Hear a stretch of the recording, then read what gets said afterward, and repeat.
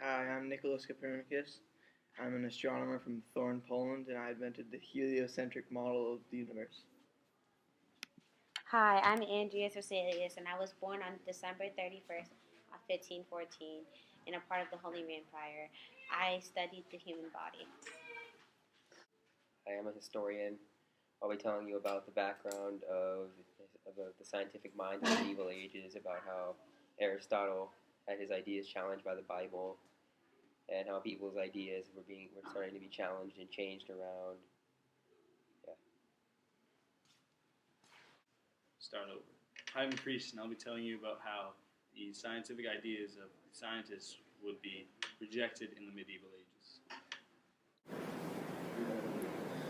In the early 1500s, the major scientific belief was in the findings of Aristotle, but he was found to be fallible when scientists started to find that their results were differing from that of Aristotle. Like when Ptolemy found that he needed to enhance his cosmology of pure circles with epicycles and other additions, even while keeping to a geometric system. Also, John Philoponus noticed that heavier objects do not fall faster than lighter objects, as Aristotle had stated in his philosophy. At the same time, the belief that the earth was a sphere was in the heads of the people, but not the Bible. This led to a conflict between Aristotle and the Bible. This weakened his authority and allowed his ideas to be challenged. This unlocked a whole new world of scientific knowledge in medieval Europe at the time. People began to challenge and reject the ideas of fellow scientists and began a generation for new ideas. Work to improve explanations also gave rise to impetus theory from the likes of John Burdon, Nicole Resme's consideration of possible rotation of the Earth, and eventually Copernicus, who moved the sun to the center of the universe. But the point is, none of these men used observations or experiments that could verify their hypotheses. The connection between these ideas are far from clear, and we must beware of simply pushing back a few centuries the positive history of science. Science is essentially a theoretical subject and branch of philosophy, hence the term natural history. Even though the scientists used the concept of experience, they left out a very important aspect. That was the process of experimentation, controlled observation, and technological work. Instead, these scientists used thought experiments, which is where they did them in their heads to analyze situations instead of bringing these experiments into the real world. Much the same, the students in school used the works of alleged authorities instead of the actual truth, the hypotheses or experiment. Back in these days, there was no scientific method. Many of these natural philosophers shared similar views of how nature worked and how people could acquire the knowledge. In searching for scientific knowledge, these scientists observed and experimented, used deductive reasoning, expressed their theories in mathematical terms, and argued that nature operated like a machine. These features of scientific research ultimately defined a distinctly Western approach to solving scientific problems. Indeed, the exact relationship between natural philosophy and physical reality remains puzzling. Following the ancient Greeks, the schoolmen practiced instrumentalism in order to save the appearances of phenomena, meaning that they wanted to construct conceptual explanations without being too concerned over whether or not reality corresponded closely to them. With the empirical skepticism of William of Ockham of the 14th century, all natural science was reduced to hypotheses which reason alone could not distinguish. The experimental method has been put down to the alchemical and Hermetic traditions rather than the natural philosophy of the universities. Other advances like the mean speed theory of the Merton calculators, which describes motion under uniform acceleration, and was applied to all sorts of situations we might consider inappropriate, do not appear to have been the object of experimentation either. The mean speed theory described the motion of a free-falling body, but no one seems to have realized this. Natural philosophy was seen as an essential area of study in its own right and for moving on to higher subjects. It was an independent field, separated from theology, which enjoyed a good ideal of intellectual freedom as long as it was restricted to the natural world. Although there would be action if natural philosophers stepped outside these limits, the Church's disciplinary procedures were mainly aimed at the theologians, who were involved in a much more dangerous area. In general, there was religious support for natural science by the late Middle Ages and a recognition that it was an important element of life. The extent to which medieval science led directly to the new philosophy of the scientific revolution remains a subject for debate, but it certainly had a significant influence. The major scientific belief was in the findings of Aristotle, but he was found to be faulty when scientists started to find that their results were not the same as his. Like when Ptolemy found that he needed to enhance his cosmology of pure circles, with epicycles and other additions, even while keeping to a geocentric system. Also, John Philoponus noticed that heavier objects do not fall faster than lighter objects, as Aristotle had stated in his philosophy. At the same time, the belief that the earth was a sphere was in the heads of the people, but not the Bible. This is where the conflict between Aristotle and the Bible came in. This weakened Aristotle's authority and allowed Aristotle's ideas to be challenged. This is when a whole new world came of scientific knowledge in the medieval Europe came in. People then began to challenge and reject and enhance the ideas of fellow scientists, and they began a new generation for new ideas. Work to improve these explanations also gave rise to Vitus theory, like John Bardeen and Nicola Resmi's consideration of possible rotation of the Earth, and eventually Copernicus, who moved the Sun to the center of the solar system. But the point is, none of these men used observations or experiments that could verify their hypotheses. Even though they used the concept of experience, they left out a very important aspect. That was the process of experimentation, controlled of observation and technological work. Instead, the scientists used experiments in their heads, which is when they you do experiments in their heads instead of bringing it out to the real world, which works much better. Andreas Vesalius was a very successful man that studied the human body. He attended the University of Padua. People like to call him the founder of anatomy. He was even offered the chair of surgery and anatomy. There, Vesalius passed his doctoral examination with such honors on December 1537, which made him immediate professor of surgery and anatomy at the University of Padua after he graduated. He later then published a book in 1538 titled The Seven Books on the Structures of the Human Body. The book was focused on the human body and pointed out mistakes that other scientists made. Some scientists mistaken the human body with the animal body parts. His book pointed out all the things that he learned and some of the things that he taught himself. He later obtained his medical degree in 1537, but many people didn't like him. Vesalius' bravery and intelligence, however, made physicians and Catholic clergy his worst enemy. They charged him of being involved in body snatching. He was accused of murder in 1564.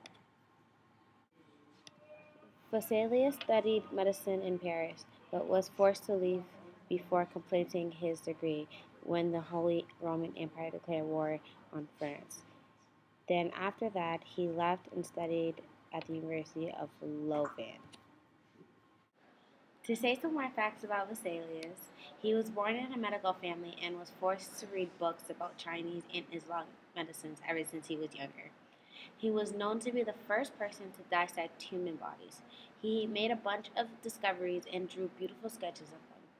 He even said that all men and women have the same ribs, where in the Bible it said that God took out a one, which meant that men have less ribs than women. His drawings were very detailed, and another thing that was a problem in the church was that the nerve system was a big problem in the church because they believed that the heart controlled everything in your body. Vesalius proved that all the nerves came from your brain, not the heart. And he was also the first person to dissect a brain. Here are some sketches that Vesalius drew back then.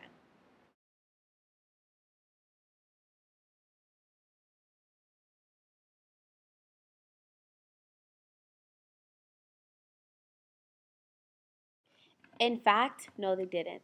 Because when Vesalius tried to tell the Catholic clergy that men and women have the same amount of ribs, they thought that he was trying to get in the way of what the Bible said. And he wasn't. He was just stating facts.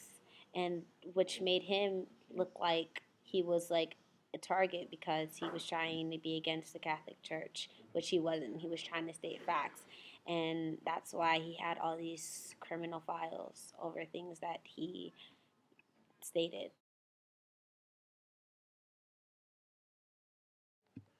They didn't like independent thought. In fact, they killed people that had their own thoughts about certain things that were going around in the world. They didn't want people giving out their own opinions about things that are going on because they thought that people would give out their opinions and use it against them and ruin everything that they had going on. That's why they killed people so that they could silence their voices. That's why they didn't even have a voice in the government. Nicholas Copernicus was born February 19th, 1473 in Thorn, Poland. He had a strong understanding of mathematical astronomical studies and a good understanding of Aristotle's writings of philosophical and natural science. He also had a doctorate in canon law. Without degrees, he was also a governor, a diplomat, an economist, a physician, and many other professions. He was a Renaissance mathematician and astronomer who developed great ideas. Between 1496 and 1501, he attended many lectures by Filippo Beraldo, Antonio Auricio, Giovanni Carzoni, Alessandro Accellini, and others, expanding his knowledge of astronomy. In Bhopal, Korea, he continued his astronomical work he began, observing, for example, a lunar eclipse on the night of the 5th of November, 1500. He then studied medicine at the University of Padua. An important part of medical education at the time was astrology, but Nicholas Copernicus never expressed interest in it, and never decided to study it. He also familiarized himself with Greek language and Greek culture at the University of Padua. Evidence shows that during his time in Padua, Nicholas Copernicus came up with the idea of basing a new system of the world on the movement of Earth rather than the sun. It is his most famous idea, and it is called heliocentrism. Heliocentrism was a solar system with the sun at the center, with the Earth revolving around it. Heliocentrism opposed geocentrism at that time, which placed the Earth at the center of the solar system instead of the sun. His idea reached educated people across Europe. Nicholas Copernicus was working on De Revolutionibus Orbium Caelestium. He was still working on it when he died. Nicholas Copernicus died in 1543 in May. He died at the age of 70 because he was seized with apoplexy and paralysis. Empire approval again, as the events in the following century were to so forcefully prove, people were undecided. Vesalius destroyed a whole religion because he turned so many people to his own. His most important work was Paraphrasis in Nonum Librum Razae ad Almansorum. Vesalius was told that he murdered some by dissecting them while they were still living. The services of Vesalius to anatomy were that he was the first to lead the way to independent investigation in the examination of the structure of the human body, and in the teaching concerning it, and that he discovered the numerous errors of Galen. And so, he destroyed the foundation of the whole teaching of Galenism and of the belief in its authority. He pointed out the way for the free investigation of nature. However, the numerous followers of Galen began a bitter taste for him.